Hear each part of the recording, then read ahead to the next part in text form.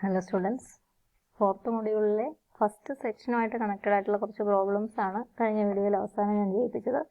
ഒന്ന് രണ്ട് പ്രോബ്ലംസും കൂടി ചെയ്യാം എന്ന് തോന്നുന്നു. Here we evaluate the limit of a sequence of functions, limit of nx divided by 1 plus nx. ഇതിന്റെ ലിമിറ്റ് കാൽക്കുലേറ്റ് ചെയ്യാൻ പറ്റുമോ എന്ന് നോക്കാം. For all x element of R and x greater than 0, positive x values മാത്രമേ പരിഗണിക്കുന്നുള്ളൂ. Actually the limit of fnx equal to nx divided by 1 plus nx. nx divided by 1 plus nx. Limit value 1 ആണ് ശരിക്കും. അത് അറിഞ്ഞുകൊണ്ടാണ് ഞാനിപ്പോൾ ചെയ്യുന്നത്. അപ്പോൾ നിങ്ങളൊന്ന് ഓർത്തിരിക്കുക. Modulus of fnx minus 1 equal to nx divided by 1 plus nx minus 1 എന്ന് എഴുതാം. Equal to nx minus of 1 plus nx. ഈ കാൽക്കുലേഷനാണ് 1 എന്ന് ഇടാൻ നമ്മളെ പ്രേരിപ്പിക്കുന്നത്. അപ്പോൾ ഇവിടെ ഒരു ക്യാൻസലേഷൻ നടക്കുമല്ലോ, 1 പ്ലസ് nx. അതിനു വേണ്ടിയാണ്, അത് കണ്ടിട്ടാണ് ലിമിറ്റ് 1 ആണ് എന്ന് തോന്നാൻ ഉണ്ടാവേണ്ട ഒരു ഹിൻഡ്. nxഉം മൈനസ് nxഉം ക്യാൻസൽ ചെയ്യും. And this is 1 by 1 plus nx. 1 by 1 plus nx. 1 by 1 plus nx. ഇനി അധികം പറയേണ്ട കാര്യമില്ല.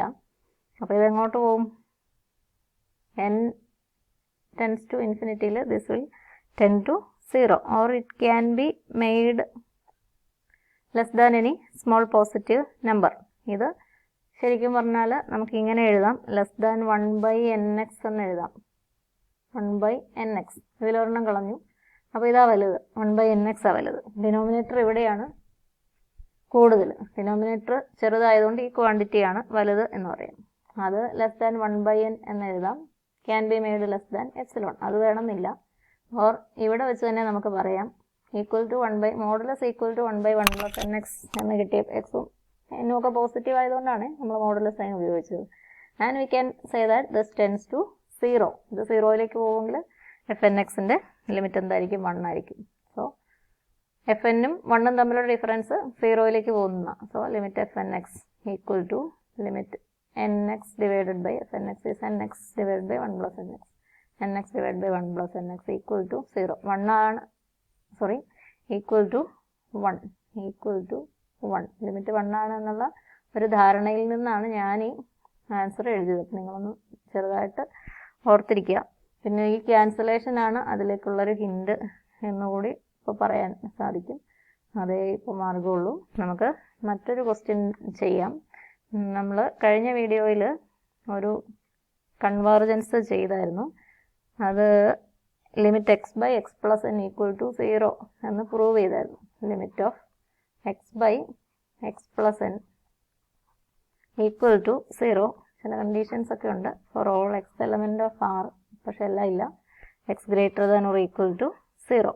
അപ്പോൾ നമ്മൾ ലിമിറ്റ് 0 ആണെന്ന് സ്ക്വീസ് തിയറം ഉപയോഗിച്ച് പ്രൂവ് ചെയ്തതാണ്. Now we are going to show that, ഇതേ ക്വസ്റ്റ്യന് തന്നെ, show that if A greater than 0 the convergence is uniform. Convergence ഉണ്ട് എന്ന് നമ്മൾ പ്രൂവ് ചെയ്ത് കഴിഞ്ഞു സ്ക്വീസ് തിയറം ഉപയോഗിച്ച്.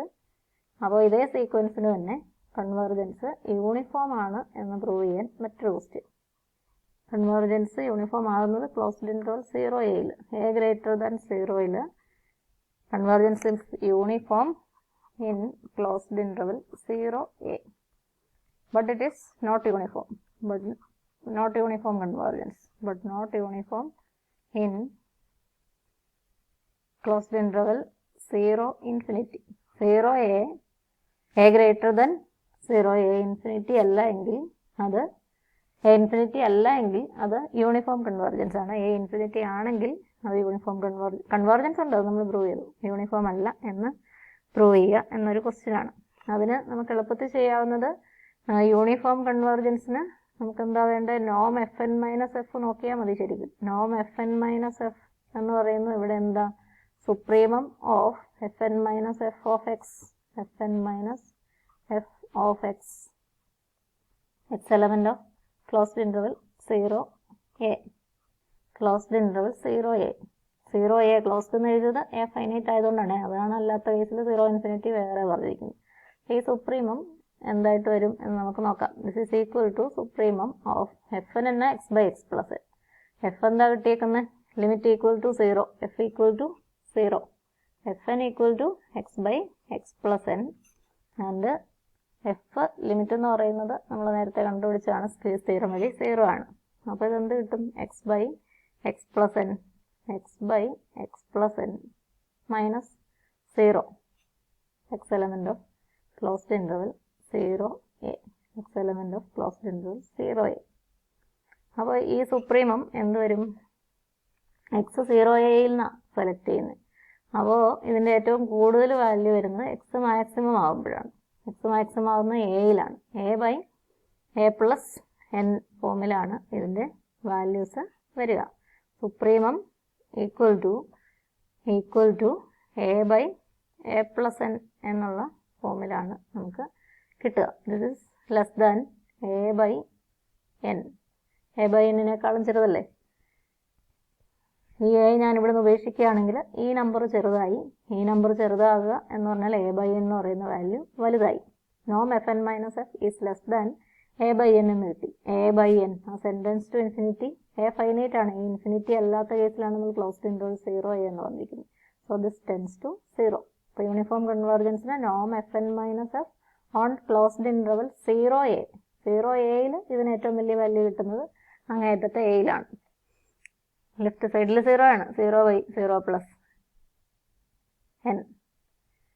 അപ്പോൾ നമുക്ക് നോം f n minus f supremum of these values tends to 0. നമുക്ക് 64/n എന്നൊക്കെ നമ്മളുടെ എക്സാമ്പിൾസിൽ കിട്ടിയില്ലായിരുന്നു. ഒരിടത്ത് നോം f n minus f 1/n, വേറെടുത്ത് 64/n എന്നൊക്കെ കിട്ടിയില്ലേ? അതുപോലെയാണ് എ ഫൈനൈറ്റ് ആകുമ്പോൾ എ ബൈ എൻ എഴുതാം. If a equal to infinity, അപ്പോൾ നമുക്ക് ഇതേപോലെ സുപ്രീമം കണ്ടുപിടിക്കാൻ പറ്റത്തില്ല. With supremum does not exist. അത് ഇൻഫിനിറ്റിയിലേക്ക് പോകും. നോം f n minus f tends to infinity. A equal to infinity, നോം എഫ് എൻ മൈനസ് എഫ് എന്ന് പറയുന്ന സുപ്രീമോ, അത് അങ്ങേയറ്റം കൊടുക്കുമ്പോഴാണ് കിട്ടേണ്ടത്. ടെൻസ് ടു ഇൻഫിനിറ്റി എന്ന് പോകും. അപ്പോൾ നമുക്കിത് 0യിലേക്ക് പോകുന്നു എന്ന് ഒരിക്കലും ആർഗ്യൂ ചെയ്യാൻ സാധിക്കത്തില്ല. So no uniform convergence. ഇവിടെ യൂണിഫോം കൺവേർജൻസ് ഇല്ല. ഇവിടെ പക്ഷേ tends to 0. So uniform convergence. Mod f n x calculate ചെയ്തിട്ടും പറയാം കേട്ടോ. Mod f n x minus 0 നമ്മൾ മുമ്പേ ചെയ്ത പോലെ എന്ന് പറയുന്നത് less than a by n എന്ന് എഴുതാൻ പറ്റും. Tends to 0. So mod f n x tends to limit f n equal to 0. അങ്ങനെയും അതിൻ്റെ കൺവേർജൻസ് പ്രൂവ് ചെയ്യാൻ നമുക്ക് സാധിക്കും. പക്ഷേ ഇവിടെ നമുക്ക് യൂണിഫോം കൺവേർജൻസിന് വേണ്ടി നമുക്കുള്ള മാർഗം എന്ന് പറയുന്നത് നോം f n minus f calculate ചെയ്യുക എന്നുള്ളതാണ്. ഇത് കൺവേർജൻസിന് വേണ്ടി ഉപയോഗിക്കാം. Mod f n x less than a by n എന്നുള്ളത് കൺവേർജൻസിന് വേണ്ടി ഉപയോഗിക്കാം. സ്ക്വീസ് തിയറം അല്ലാതെ. മോഡ് എഫ് എൻ എക്സ് ഇതുപോലെ തന്നെയല്ലേ വരിക. അപ്പോൾ ഇതിൽ ഏതെങ്കിലും മെത്തേഡ് ഉപയോഗിച്ച്, സ്ക്വീസ് തിയറോ ഈ മെത്തേഡോ ഉപയോഗിച്ച് കൺവേർജൻസ് പ്രൂവ് ചെയ്യുക.